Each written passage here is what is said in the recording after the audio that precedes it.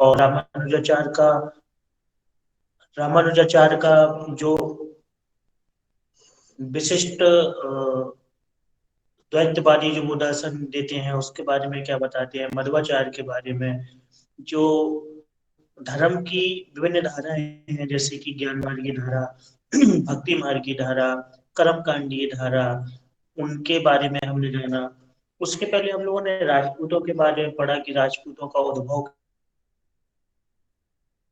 किस तरह से हुआ। हाँ, राजपूत कैसे पराजित हुए और कैसे विदेशी आक्रांता जीते, राजपूतों का नेचर, इन सब के बारे में हमने पढ़ा, सामंतवाद हम पढ़ चुके थे। जब भारत में 712 में मोहम्मद बिन कासिम के नेतृत्व में अरबों का आक्रमण हुआ। अरब आक्रमण के भारत पर क्या कारण थे, उनका क्या स्वरूप था, क्या परिणाम पड़ा, इसके बारे में हमने जाना।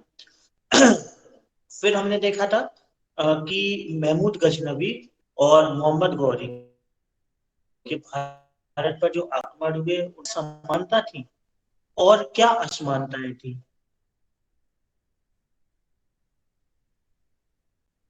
महमूद गजनबी और मोहम्मद गौरी के जो आक्रमण भारत में हुए उन दोनों में क्या समानताएं और क्या असमानताएं थी, इसके बारे में हमने जाना। फिर दिल्ली सल्तनत की नींव जो रखी गई उसके बारे में, उसका राजनीतिक अध्ययन दिल्ली सल्तनत का हम कर रहे हैं। तो दिल्ली सल्तनत के राजनीतिक अध्ययन हम इल्तुतमिश के बारे में पढ़ते हैं। कहा जाता है कि क्वेश्चन आते हैं इल्तुतमिश से संबंधित, बहुत क्वेश्चंस भी आते हैं। कहा जाता है कि इल्तुतमिश दिल्ली सल्तनत का वास्तविक संस्थापक था। ठीक है। तो दिल्ली सल्तनत का जो संस्थापक था वो तो कुतुबुद्दीन ऐबक था। फिर वास्तविक संस्थापक से क्या में वास्तविक संस्थापक था। ठीक है। तो इसका हम अध्ययन करेंगे, आप लोग कुछ पॉइंट्स अपने नोट भी करते जाइए। ठीक जी है। सर।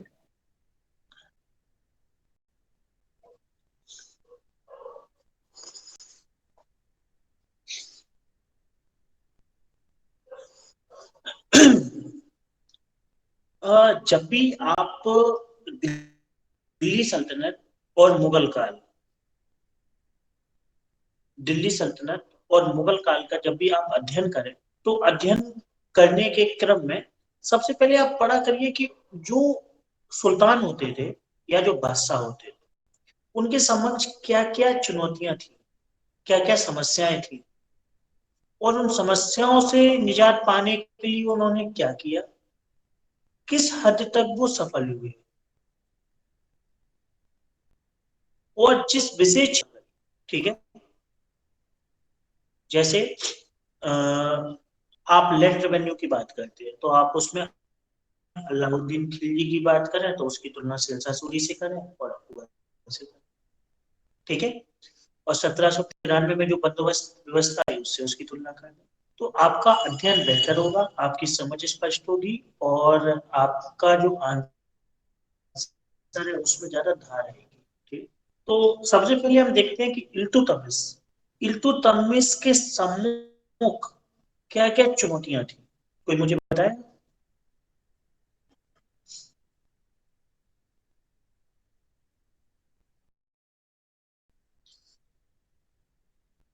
तो उसके समक्ष क्या क्या समस्याएं थी, पूनम त्रिपाठी आप बताइए। पूनम त्रिपाठी क्लास में।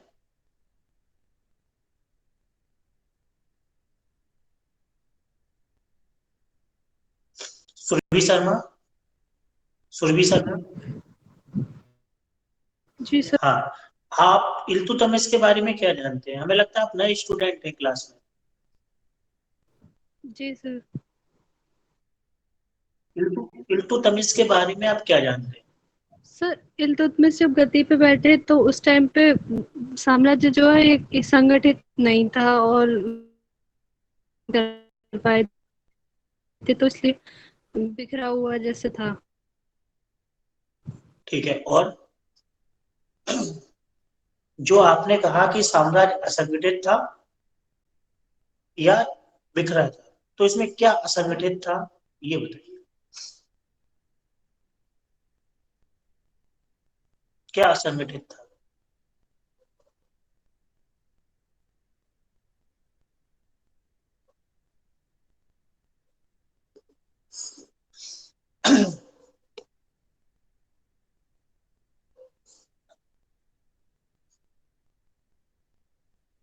बताइए, कोई और बताएगा? बबीता पुंडेर, आप बताइए, इल्तुतमिश के समक्ष क्या क्या और चुनौतियां सर थी? सबसे बड़ी समस्या तो यही थी कि इनसे पहले जो शासक रहे थे उनका जो टाइम पीरियड था बहुत कम रहा था।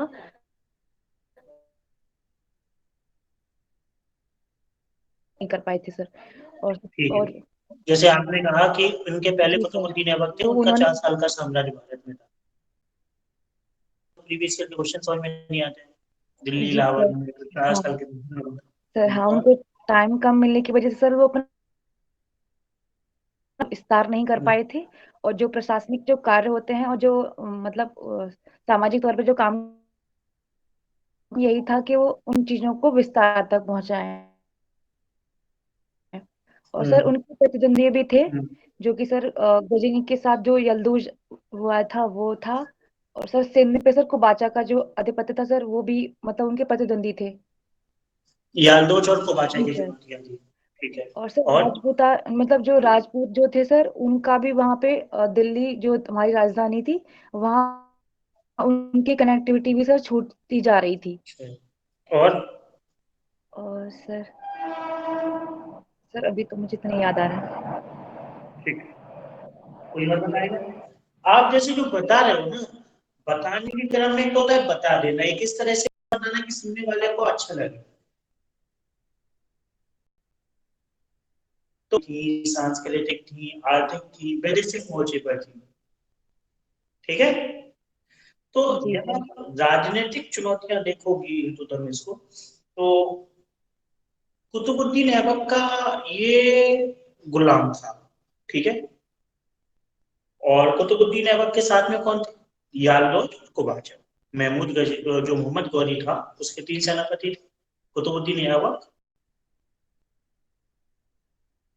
यालदोज और कुबाचा।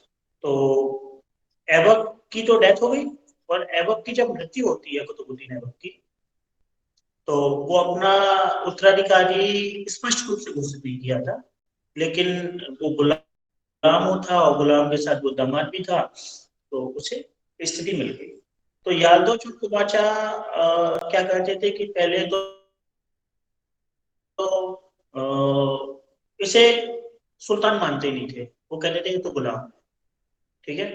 तो सबसे बड़ी चुनौती तो यही थी। दूसरी बात क्या थी कि निरंतर आक्रमण होते थे, करनी है तो उसके लिए इसने प्रयास किए। फिर क्या होता था कि छोटे छोटे विद्रोह हुए इसके समय में कई सारे, तो उन विद्रोह को कुचलना एक चुनौती थी। अगली समस्या ये थी कि दिल्ली सल्तनत जो थी, हमने आपको बताया था स्ट्रक्चर क्या है इस्लाम में, कि सबसे पहले अल्लाह है, अल्लाह के बाद पैगंबर है, पैगंबर के बाद 4 खलीफा है, उसके बाद सुल्तान है, उलेमा है, अमीर है, आवाम है, आवाम के बाद दास है। ठीक है। ये बिल्कुल आपको स्पष्ट होना चाहिए सूत्र। ऐसे ही यहाँ अल्लाह है, पैगंबर है, 4 खलीफा है, उसके बाद सुल्तान है, सुल्तान की कमर की तलवार अमीर है, धर्म की व्याख्या करने के लिए उलेमा है, उलेमा इल्म से बना जिसका मतलब ज्ञान होता है, उलेमा है, उसका आवाम, आवाम माने लोग हैं। लोगों के बीच में इस तरह का विभाजन अन्य जगह नहीं था, लेकिन हिंदुस्तान में वो भी जाति में आके बढ़ गए। तो जब हम इस्लामिक समाज का समाज पढ़ाएंगे तो हम सब वहां जाति वगैरह के बारे में चर्चा करेंगे। और उसके बाद क्या है, दास है। दास 2 तरह के होते थे, एक बनता है एक उल्टा। दासों की स्थिति इनके यहाँ बहुत अच्छी थी, आपने देखा होगा कई सारे दास राजा बने। दासों पे यूपीएससी ने 2-4 बार क्वेश्चन भी पूछे दास व्यवस्था के बारे में। तो जब आप ये देखते हो कि ये जो व्यवस्था थी, तो इसमें क्या होता था कि जो भी सल्तनत होती थी, ठीक है, सल्तनत का तात्पर्य है कि जो राजनीतिक क्षेत्र होता है, तो जो सल्तनत होती थी उसे मान्यता प्रदान की जाती थी खलीफा के द्वारा। ठीक है। जैसे यहाँ से क्या होता था कि जो राजा होता था वो खिल्लत देता था, खलीफा खिल्लत देता था। खिल्लत में क्या देता था कि राजा को एक सर्टिफिकेट दे दिया और एक मान्यता प्रदान कर दी खिल्लत के रूप में, जैसे राजा ने यहाँ से कुछ गिफ्ट वगैरह भेजे और वहां पे जो खलीफा होते थे, खलीफा क्या है, किल्ला दे देते थे। मतलब आपको सर्टिफिकेट दे दिया, आपको कुछ हीरे जवाहरात दे दिए सांकेतिक रूप में कि भाई आप जो है इस्लाम को का प्रचार प्रसार करने वाले हो और आपको राजनीतिक शक्तियां, राजनीतिक गद्दी, राजनीतिक उत्तरदायित्व और अधिकार प्रदान किए जाते हैं। ठीक है, उससे क्या फायदा होता था कि जो मध्यकालीन समाज था वो धर्म से संचालित था, तो आपको पूरी आवाम, अमीर उलेमा का समर्थन प्राप्त हो जाता था कि ये क्या कर रहे हैं, ये इस्लाम को आगे बढ़ा रहे हैं और इन्हें किससे मान्यता प्राप्त है, जो हमारे खलीफा। ठीक है, और सब पीएससी और यूपीपीसीएस का तभी कर पाएंगे जब आपके पास कॉन्सेप्ट की अच्छी पकड़ होगी। ठीक है,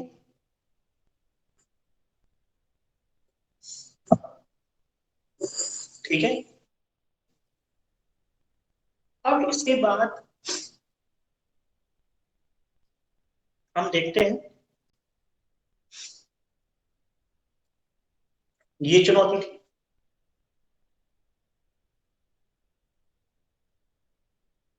खिल्लत क्या थी कि जो साम्राज्य उसे मजबूत करना है और जो युद्ध, संघर्ष, आक्रमण हो रहे हैं तो ये सारी राजनीतिक चुनौती थी। ठीक है,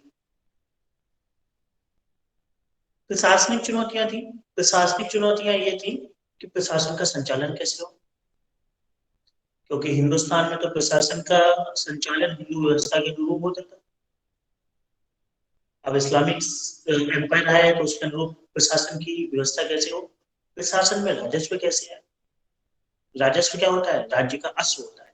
तो रथ का घोड़ा जितना मजबूत होगा रथ उतना तेज दौड़ेगा। तो रेवेन्यू सिस्टम कैसे डेवलप हो, मॉडर्नाइज हो, वो इस्लामिक जो सिस्टम है कैसे उसके अकॉर्डेंस में हो। साथ ही साथ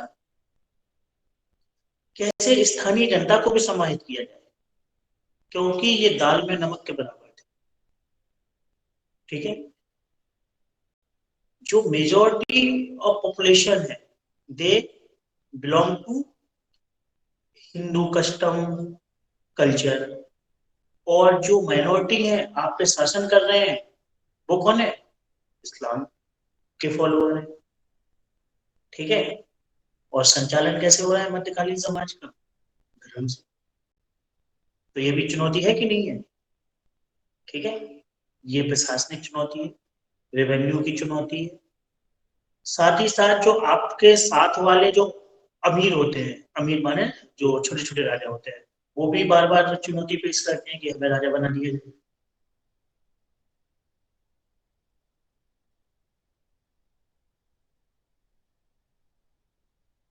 तो बहुसंख्यक जनता है। ठीक है, बहुसंख्यक जनता है जिसे क्या क्या कहते हैं, हमने शब्द बताया था आपको पिछली क्लास में जब हम आपको बताए थे अरब अरबों का सिंध के क्षेत्र में आक्रमण पढ़ा रहे थे, तो एक शब्द हम यूज किए थे, या आपको उस कंसेप्ट को यहाँ से कनेक्ट करो।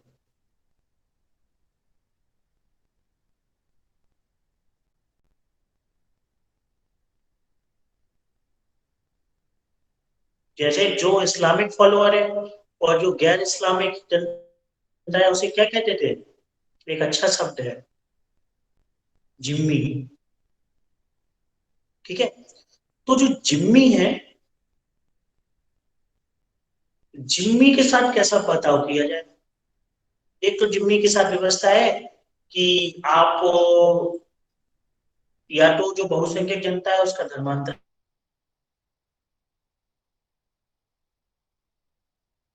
तो उनसे जजिया ले लो जिम्मी से, ये भी पॉसिबल नहीं है। ये सारी समस्याएं हैं, उसका अच्छा कॉन्सेप्ट निकाला है तो इसने उस समस्या का समाधान किया। सांस्कृतिक क्षेत्र में क्या है कि इंडियन कल्चर, आप देखो इल्तुतमिश ने इस दिशा में मील का पत्थर स्थापित किया। ठीक है, नृत्य गायन से संबंधित कुछ काम हुए, उसके साथ आर्थिक मोर्चा। आर्थिक मोर्चा तो आप समझते हो कि हर क्षेत्र में जरूरी है, अगर आपके पास पैसे ही नहीं है तो आप कुछ नहीं कर पाएंगे, पैसे की व्यवस्था करते नहीं, क्योंकि आपकी बुनियादी आवश्यकताओं की पूर्ति किससे होती है? पैसे से ही होती है। ठीक है,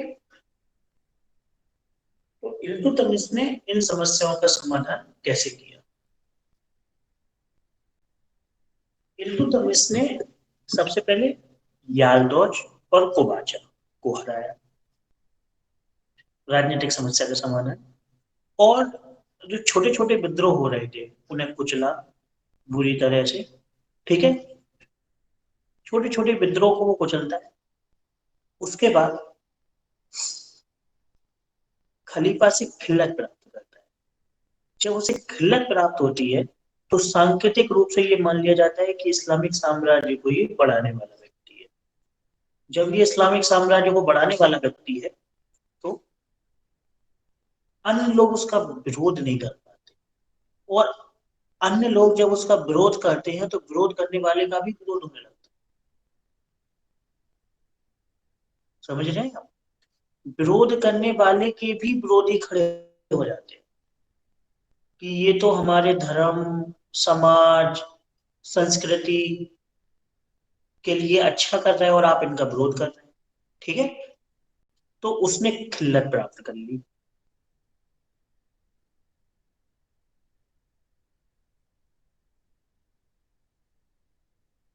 उसके बाद उसने, जैसे आप मुगल काल में देखते हो कि वहां पे मनसबदारी थी,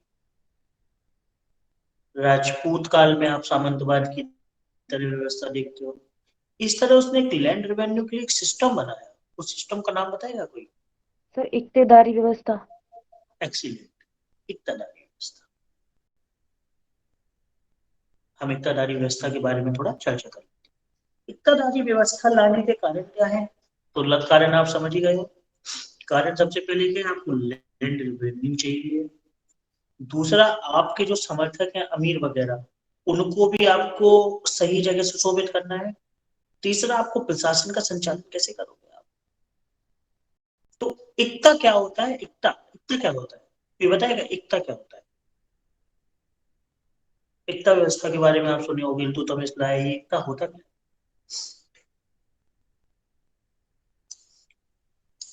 सर जमीन का एक टुकड़ा। एक्सीलेंट। इक्ता और मुक्ता जमीन के टुकड़े हैं। ठीक है, इक्ता जमीन का एक टुकड़ा है। तो उसने क्या किया कि जमीन का टुकड़ा दिया, और जमीन का टुकड़ा देके बोला कि आप इसमें से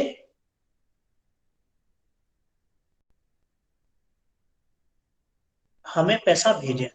ठीक है, हम आपको एक जमीन का टुकड़ा दिए, इस जमीन के टुकड़े से आप अपना खर्चा निकालो, अपनी सेना का खर्चा निकालो, अपने प्रशासन का खर्चा निकालो, और बाकी पैसे मुझे दे दो।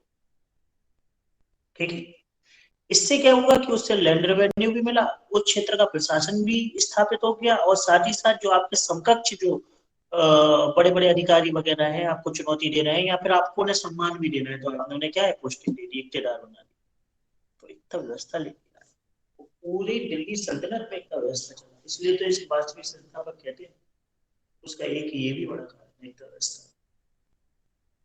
ठीक है, आप देखते रहोगे विभिन्न कालक्रम में इक्तादारों की जो स्थिति थी, उनका जो नेचर था, जो उनके संबंध थे सुल्तान से, वो बदलते जाते। इक्तादार कौन बनेगा? इक्तादार भाई जिसे सुल्तान ने चाहा उसे इक्तादार बना दिया। अच्छा, सुल्तान इसका बहुआयामी में प्रयोग कर रहे थे, आप अच्छा काम कर रहे हो, आपको इक्तादार बना दिया। आप हमारा विद्रोह कर रहे हो तो आपकी बहुत दूर जाके पोस्टिंग कर दी इक्तादार में, चलो आपकी दिल्ली से बंगाल में पोस्टिंग कर दी कि आप विद्रोह नहीं कर पाओ। ठीक है, उसके बाद सामाजिक क्षेत्र में जिम्मी की व्यवस्था लेके आया, धर्मांतरण नहीं किया, धर्मांतरण करता विद्रोह हो जाता। उसके बाद सांस्कृतिक क्षेत्र में आप देख, तो सांस्कृतिक क्षेत्र में क्या क्या योगदान है इल्तुतमिश के? बताए कोई? इल्तुतमिश के सांस्कृतिक क्षेत्र में क्या क्या योगदान है? What were the contribution of Iltutmish in the field of culture?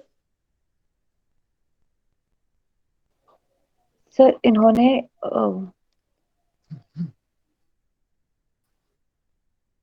Qutub नहीं सर, एक मिनट।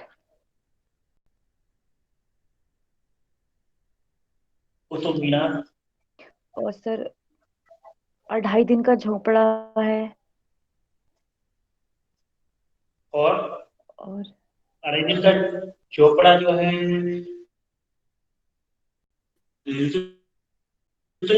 कुतुबुद्दीन ऐबक ने बनवाया था। और क्या काम किया तुमने इसमें?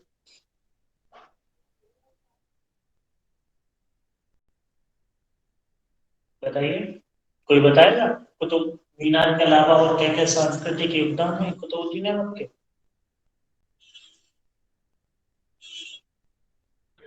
सर बदायूं की सर जामा मस्जिद का निर्माण किया था। हाँ, बदायूं का ये गवर्नर भी था। बदायूं भी कहाँ पे पड़ता है? यूपी में। यूपी में। क्या है बदायूं? सर बदायूं डिस्ट्रिक्ट है। बदायूं जिला, ठीक है। तो जिला है, पहले वो बड़ा क्षेत्र होता था। बदायूं से वो भी संबंधित था। तो बदायूं के बाद में दिल्ली सल्तनत में सुल्तान बना, ठीक है। प्रशासक पद पर था बदायूं।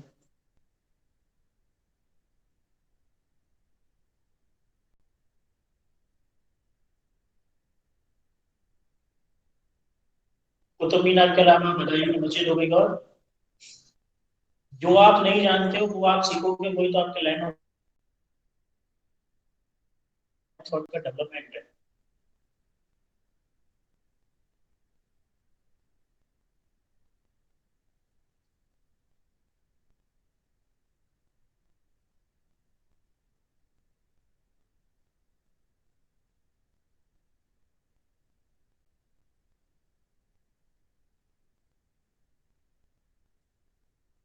ठीक है। कुछ ऐसे साक्ष्य मिलते हैं कि इसने साहित्यिक साक्ष्य, नृत्य को, संगीत को बढ़ावा दिया। जबकि इस्लाम में नृत्य और संगीत को इतना बढ़ावा नहीं दिया जाता, लेकिन इल्तुतमिश ने नृत्य और संगीत को बढ़ावा दिया। ठीक है।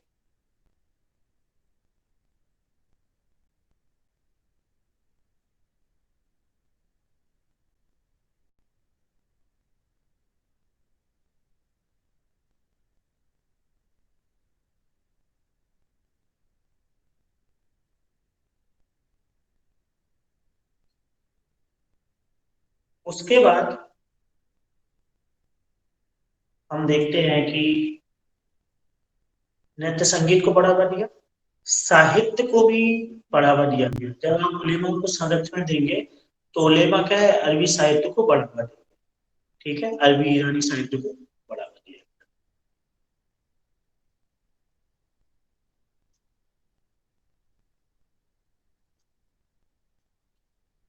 इल्तुतमिश की आर्थिक स्थिति को भी आपने देख लिया कि कैसे एग्रीकल्चर डेवलपमेंट को बढ़ावा दिया। जब वो एग्रीकल्चर डेवलपमेंट को बढ़ावा देगा तो वित्त व्यवस्था के माध्यम से दिया गया, टैक्सेशन पॉलिसी आई और लोगों की समृद्धि बढ़ी। व्यापार वाणिज्य के लिए इसने क्या किया कि जब इसने सुरक्षा प्रदान की तो व्यापार वाणिज्य का विकास हुआ।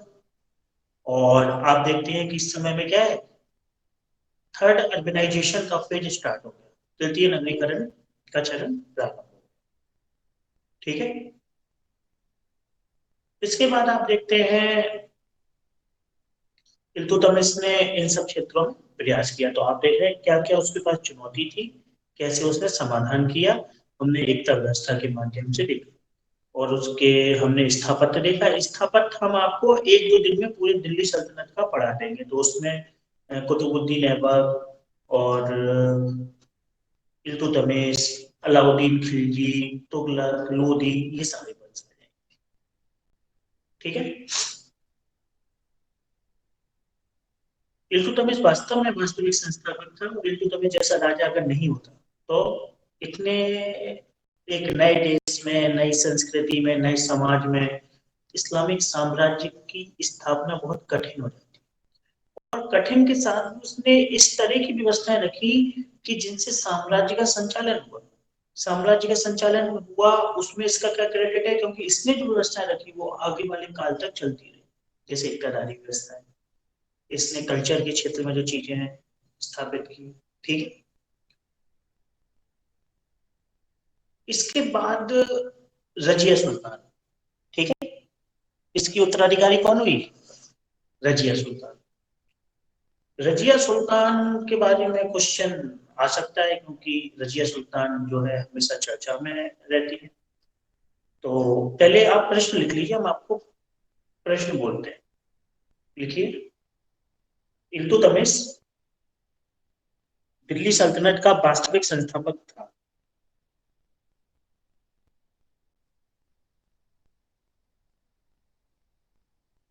इल्तुतमिश दिल्ली सल्तनत का वास्तविक संस्थापक था। और लिखिए।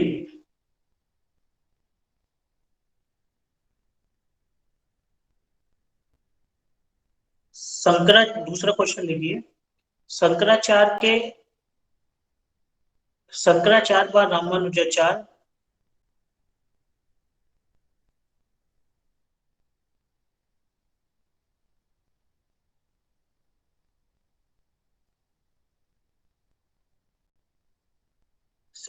व रामानुजाचार्य के दर्शन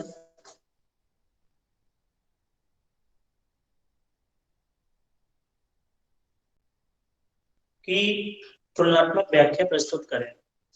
शंकराचार्य व रामानुजाचार्य के दर्शन की तुलनात्मक व्याख्या करें।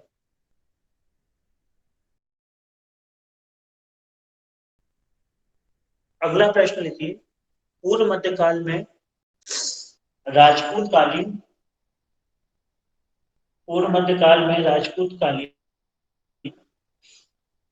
कला व संस्कृति पर प्रकाश डालें।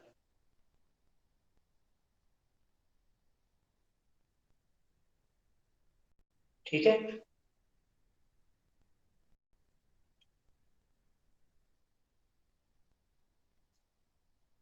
अगला प्रश्न लिखिए। दिल्ली सल्तनत के स्थापत्य पर